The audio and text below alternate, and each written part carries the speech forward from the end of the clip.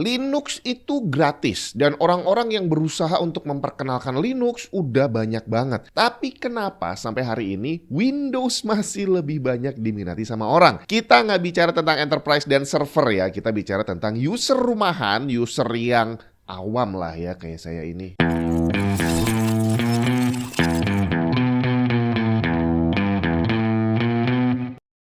Yap, itulah yang terjadi. Bukan hanya terhadap Linux, tapi juga terhadap operating system yang lain termasuk Mac OS, Windows masih menjadi yang dominan. Dia paling banyak dipilih sama orang. Dan ini dibilang semacam anomali, kenapa? Karena Windows harganya mahal, sedangkan Linux itu gratis. Tapi kenapa orang malah lebih banyak milih yang berbayar gitu ya? Tapi argumen tentang berbayar ini udah tidak berlaku lagi kali ya. Zaman dulu memang iya, kalau kamu pengen pakai Windows ya harus beli, pengen install aja kamu harus punya serial numbernya, tanpa itu nggak bisa diinstal. Serial number ini dapatnya ya harus beli, dibajak bisa tapi itu jelas melanggar aturan gitu ya. Tapi dari sejak tahun 2015, tepatnya saat Microsoft merilis Windows 10 dan berlanjut ke Windows 11, practically operating system ini gratis. Kamu bisa install, kamu bisa pakai, kamu tetap bisa dapat update dan hampir tidak ada batasan fungsional apapun. Yang akan kamu temui hanyalah watermark activate Windows yang akan muncul di bagian kanan bawah layar dan kamu nggak bisa merubah tampilan Windows-nya macam ganti tema warna atau wallpaper. Walaupun untuk wallpaper masih ada cara ngakalinnya. Tapi intinya Microsoft sudah membiarkan kita untuk bisa menggunakan Windows tanpa perlu bayar. Downloadnya nggak usah dari website yang aneh-aneh. Langsung download dari website resminya Microsoft, bisa diinstal dan bisa dipakai tanpa batasan apapun kecuali yang tadi udah disebutin. Topik ini sebenarnya bisa berlanjut ke arah pembelian lisensi Windows. Harga resminya itu antara 100 sampai 200 US dollar. Tapi sering banget kita lihat orang-orang jualan dengan harga di kisaran 20-30 dolar gitu ya.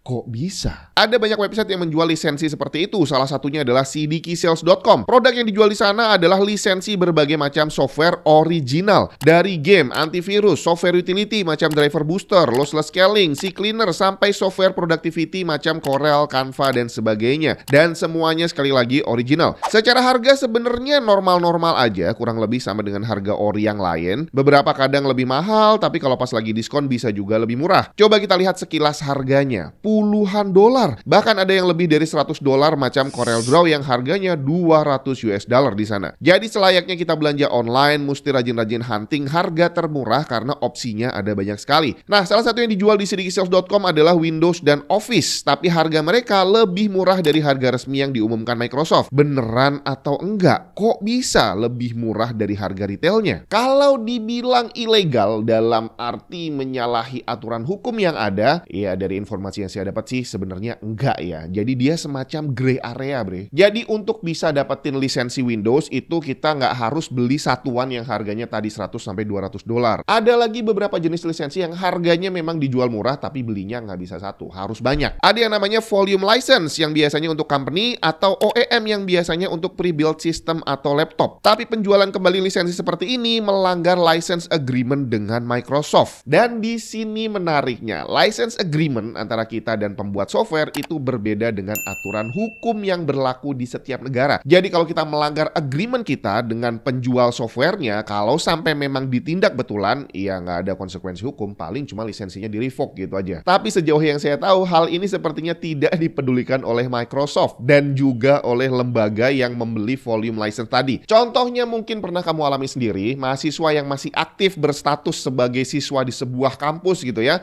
itu ada yang dapat lisensi, misalkan lisensi Office. Nah ternyata walaupun si mahasiswa ini udah lulus atau mungkin drop out sekalian, banyak banget yang lisensinya nggak dicabut, jadi masih tetap bisa dipakai tanpa ada efek samping apapun. Jadi saking banyaknya volume license yang beredar, akhirnya ya udah terserah, toh mereka juga udah bayar. Microsoft udah pasti tahu tentang hal ini karena ini udah berlangsung selama puluhan tahun dan mereka sama sekali tidak ambil action apapun. Beda dengan Nintendo misalkan, saat barang mereka ada yang langgar gitu ya, sering banget dituntut. Tapi Microsoft nggak pernah, bre. Kenapa bisa begitu?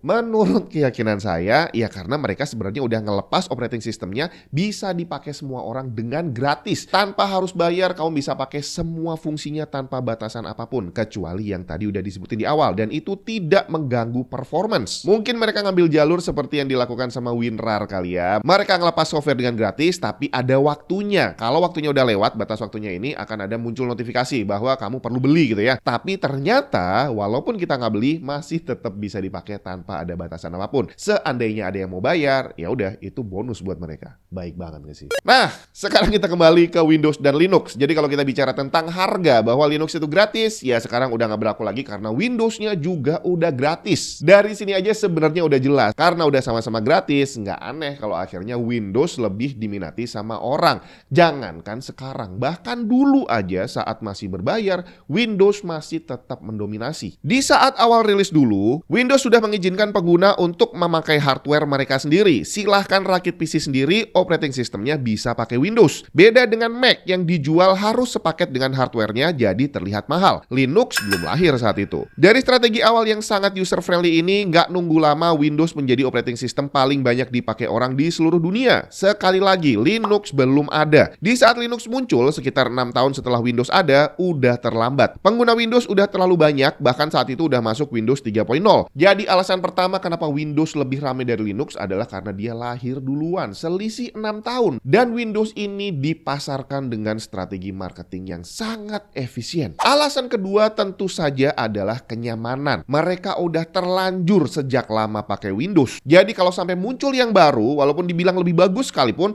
orang-orang belum tentu akan dengan gampang beralih. Kenapa? Karena mereka udah nyaman kerja pakai itu. Walaupun ada minusnya, masih bisa diterima daripada harus beralih ke sistem yang baru, belajar hal baru lagi, dan belum tentu akan cocok. Dan hal ini mengarah ke alasan ketiga, software compatibility. Dengan banyaknya jumlah pengguna Windows, maka para pembuat software lebih fokus mengembangkan produknya untuk Windows. Hasilnya, mau melakukan apapun di Windows, opsi softwarenya ada banyak sekali. Dan hal ini sudah terbentuk dari sejak tahun 90-an. Dan semakin kesini, semakin besar gapnya. Apalagi sekarang bikin software tambah susah, bre. Jadi kalau sampai mereka udah ngeluarin effort yang luar biasa berat untuk bikin satu software, ya mereka akan memilih satu platform yang memang kemungkinan terjualnya lebih besar. Dan kalau bisa, penggunanya jumlahnya juga banyak banget. Dan semua itu ada di Windows. Termasuk video game juga sama. Semuanya hampir bisa dipastikan ada di Windows, tapi belum tentu ada di operating system lain. Linux dengan segala kegratisannya justru membuat developer software menomorduakan dia. Karena salah satu kelebihan Linux adalah gratis operating system dan juga software di dalamnya. Sedangkan pasar konsumen sekarang udah semakin matang kalau urusannya dengan software. Mereka lebih memilih bayar karena udah nyaman dibandingkan harus belajar dari nol walaupun barangnya gratis. Dan kalau kita bicara tentang compatibility, ini bukan hanya software yang ada di dalamnya. Operating systemnya sendiri untuk Linux ini juga besar banget PR compatibility-nya. Windows di satu waktu hanya ada satu versi resmi.